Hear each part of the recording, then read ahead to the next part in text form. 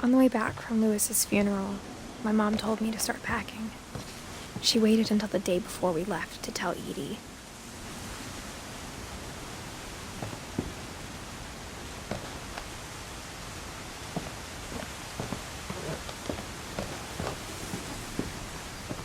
I'm not sure if she wanted to make it easier or harder.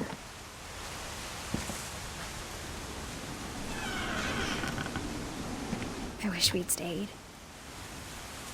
But I understand why we left.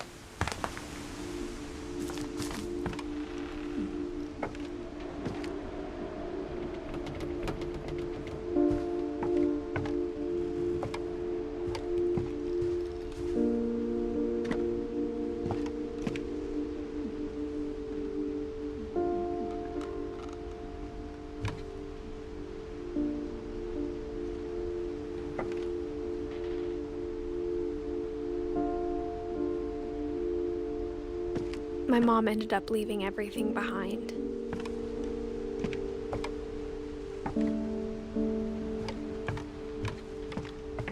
What happened that night had been coming for a long time. Maybe it should have come sooner.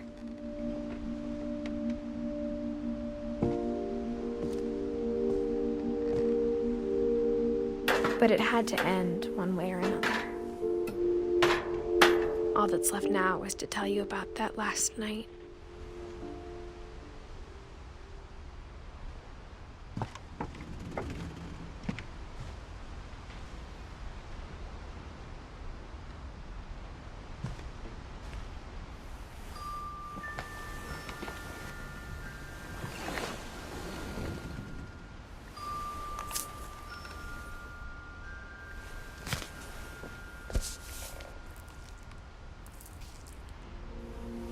That whole last day, Edie just watched us pack and didn't say a word. Until supper, when she raised her glass and said, "To our final night together, and all our final nights apart." Grandma, you know what I said about alcohol. Some of your medications are very Edith, specific. I left a present for you in the hallway. Why don't you go open it? The grown-ups have to argue now. I'm sorry, you're right. We're all leaving tomorrow. Let's just enjoy our last... I'm not leaving. Edith, you're excused.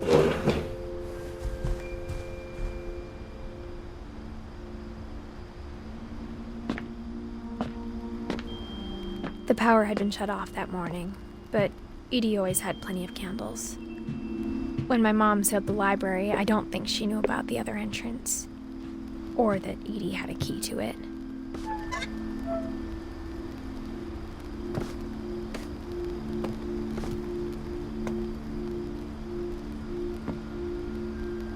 That thing you're afraid of isn't going to end when you leave the house. Edith has a right to know these stories. My children are dead because of your stories.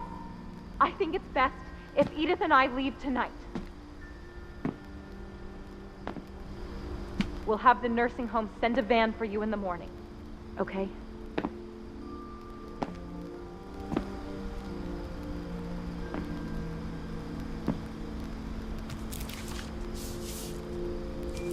Dear Edith, there's so many stories I wish I could tell you, but there's only time for one.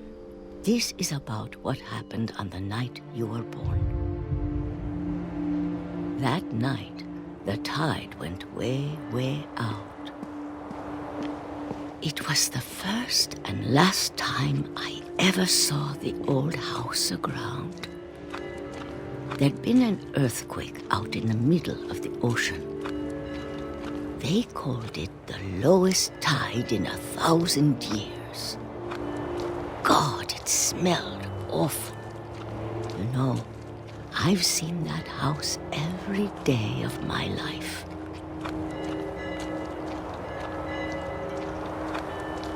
But I never thought I'd go back to it. When the fog rolled in, I lost my way.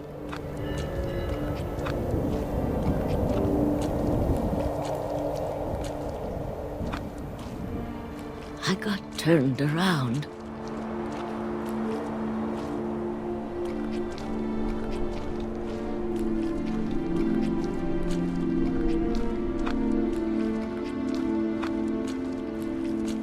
For a while, I wondered.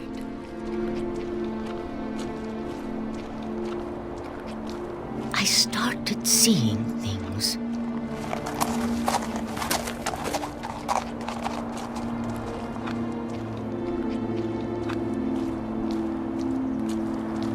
Things I'd forgotten had ever existed.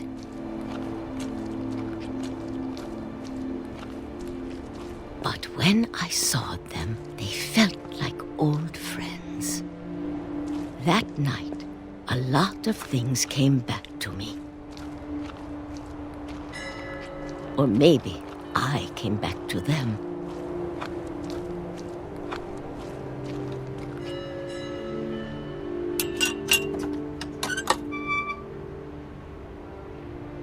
Things I can't explain, but that I need you to try and... Edith, what are you doing in here? It's mine. Edith! Mom, you're gonna rip it! Let go! I kicked and screamed, but Mom dragged me to the car. I never saw Great-Grandma Edie again. The next morning, the van came to pick her up, but she was already gone. After that, we moved around a lot.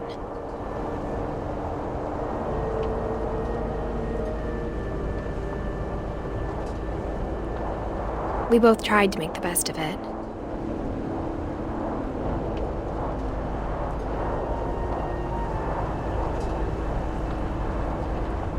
A few years went by.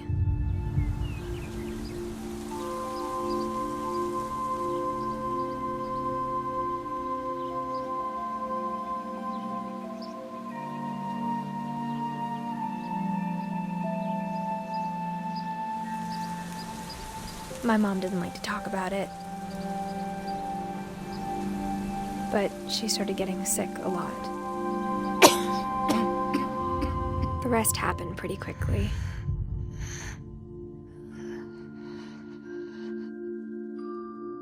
She got better for a while,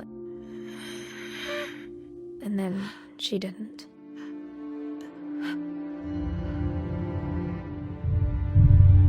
And then I was alone. The last Finch left alive.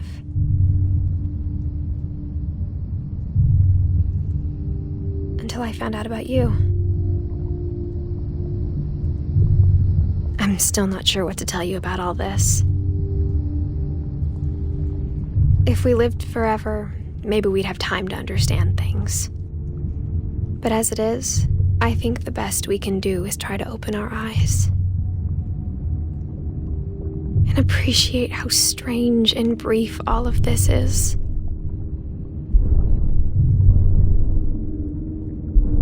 This journal was supposed to be for you. But now I hope you'll never see it. I just want to meet you and tell you all these stories myself. But I guess if you're reading this now, things didn't work out that way.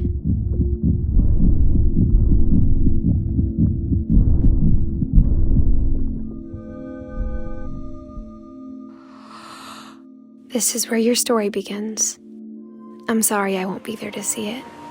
It's a lot to ask, but I don't want you to be sad that I'm gone. I want you to be amazed that any of us ever had a chance to be here at all. Good luck.